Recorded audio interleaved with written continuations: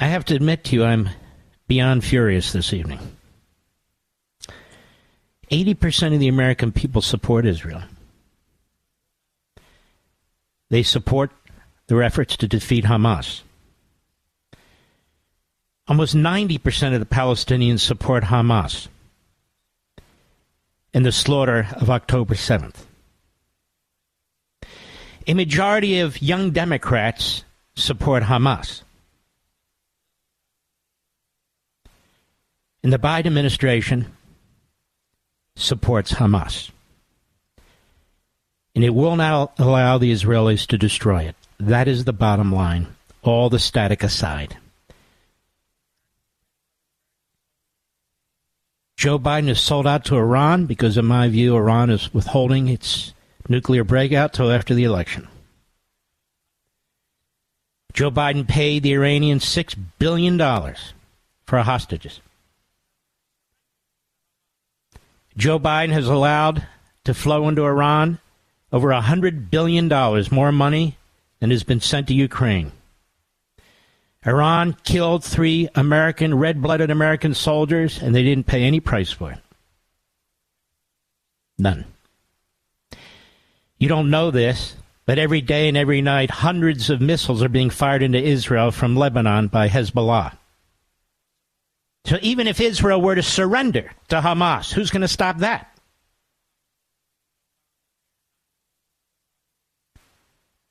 Ladies and gentlemen, 76 years ago, Harry Truman recognized the state of Israel. And since then, Republican and Democrat administrations alike have supported that alliance without fail. Began to weaken under Obama, but even Obama dare not do what Biden is doing.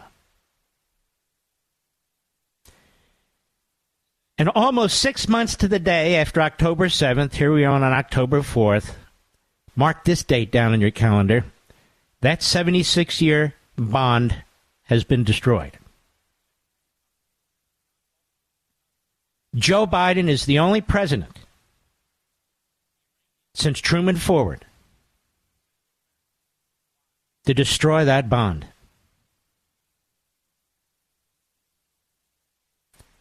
People say, well, why is Israel any of our business? If Israel didn't exist, who do you think the target would be?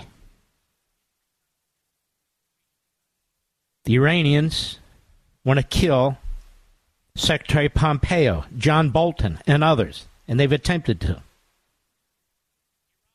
The Iranians actually have a foothold in our hemisphere now in Central America. Why? Because of Israel? Iran is building nuclear weapons on intercontinental ballistic missiles, intercontinental, to reach the United States. The Houthis are attacking American ships in the Red Sea. Iran has a ironclad alliance with China. It's providing China with oil that Donald Trump had cut off. It's providing Russia with drones. And there's an axis of evil with Iran, North Korea, Russia, and China. That's not an axis of evil against Israel. It's an axis of evil against us. How many more allies are we going to throw under the bus while our enemies get stronger and stronger and build better and better alliances? And how many more countries are going to want to be aligned with the United States under these circumstances? The most horrific things are now being said today, prior days, but today especially. Like a chorus of Jew-hating, anti-Semitic, Israel-hating Democrats. And let me be clear. This is the Democrat Party. This is the Democrat Party.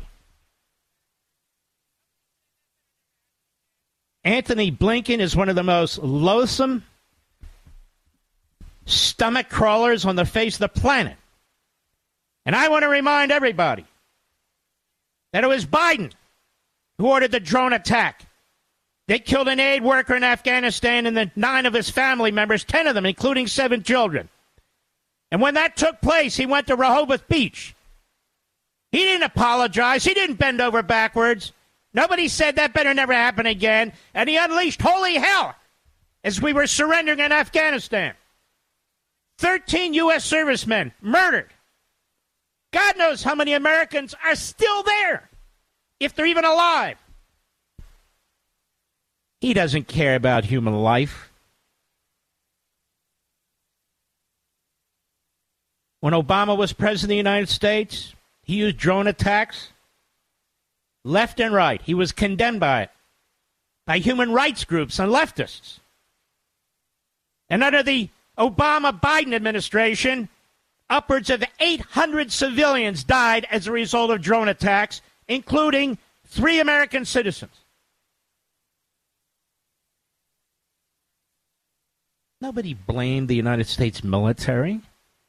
Nobody blamed Obama specifically. Nobody said this better never happen again. That attack in Yemen, multiple drones were launched,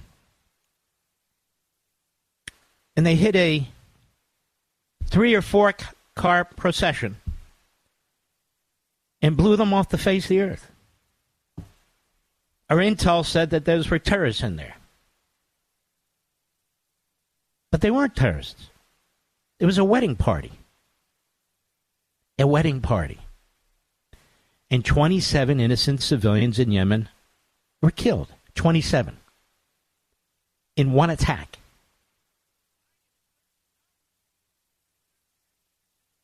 Did the Israelis or any of our allies get up and talk about the inhumanity of the United States? Did they?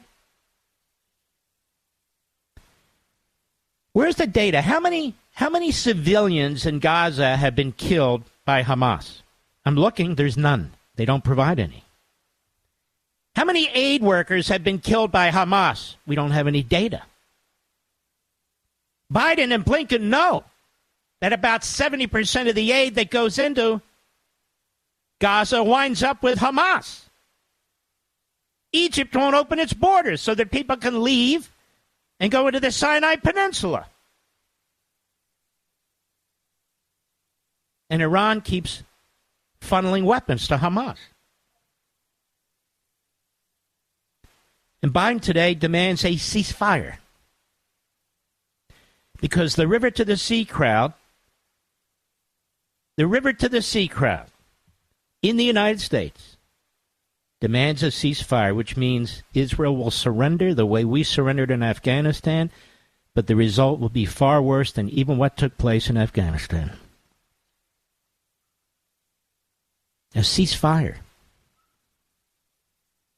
When Hamas's top officials and the last 4 battalions are surrounded. A ceasefire.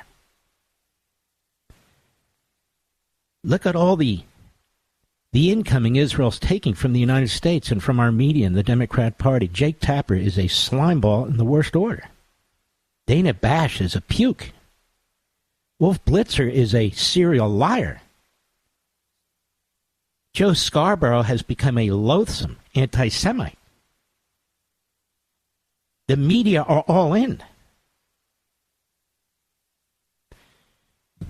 Many of us have asked ourselves over the decades,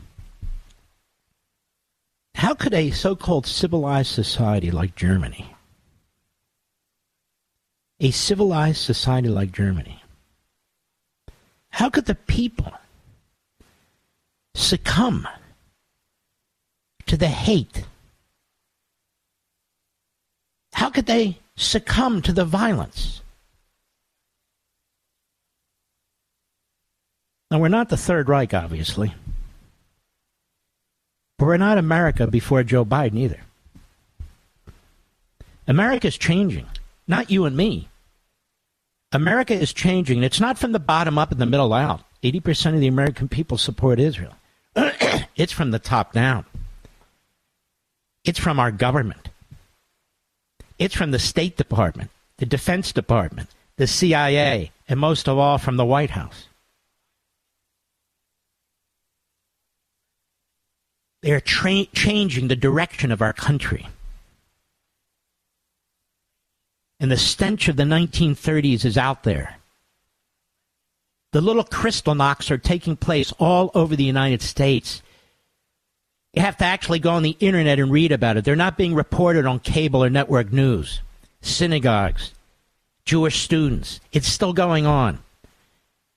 And when Biden speaks as he speaks, and this flunky Kirby speaks as he speaks, and this dangerous, good-for-nothing ideologue, this Iranian special pleader, Blinken, says the horrendous things that he says, they are fueling anti-Semitism, not just throughout the United States, but throughout the world. And they are giving aid and comfort to the Islamo-Nazi regime in Tehran. They're giving aid and comfort to Hamas and Hezbollah and the PLO and every damn terrorist organization on the face of the earth.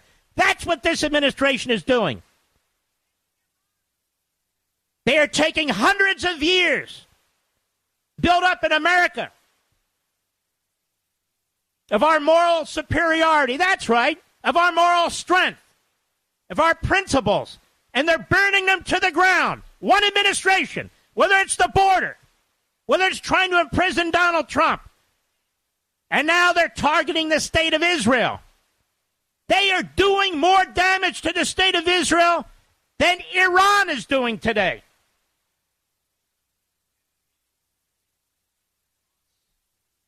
I want you to listen to this. This is Antony Blinken at a news conference.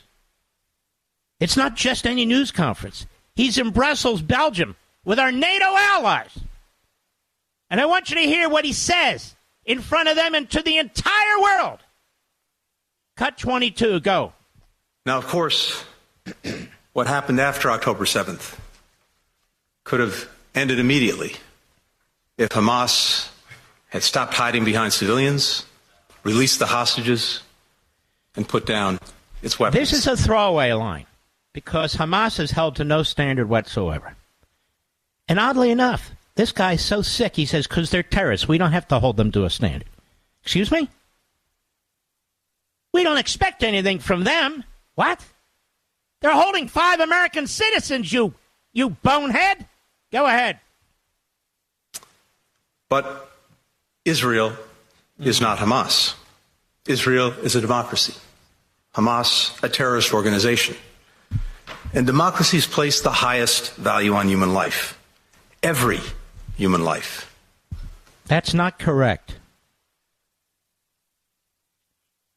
This man is unfamiliar with World War II. He's unfamiliar with the Civil War. He's unfamiliar with World War I. He's unfamiliar with the Vietnam War. When you have an enemy, you're not sitting there thinking about human life. You must destroy your enemy. Your enemy is weaponized. Your enemy has attacked your own people. Your enemy is seeking to destroy. Look at the moral equivalence. He's creating a moral equivalence between free nations and the terrorists. He says, but we're not the terrorists like them. We care about every life. No, we don't. We want every terrorist rubbed out, removed from the face of the earth because they threaten us. We want criminals. We want them put in prison. Why? Because they threaten us. Go ahead. Has been said, whoever saves a life saves the entire world. What a stupid ass. Go ahead. Our strength. It's what distinguishes us from terrorists like Hamas. If we lose that reverence for human life, good Lord, we risk becoming indistinguishable from those we confront. Well, then you're a terrorist because you're funding Iran, you're funding Hamas, you're funding the Houthis, you're funding the PLO, you're funding Hezbollah. Then you, sir, are a terrorist, even worse. Through your policies in funding Iran, you're funding China with oil. They have 2.5 million Muslim Uyghurs in prison camps. You're responsible for that. You jerk. You're responsible for every death in Afghanistan as a result of what you did. And when you were Deputy Secretary of State, you were responsible for 800 civilian deaths as a result of drone attacks. So I guess you're the terrorist.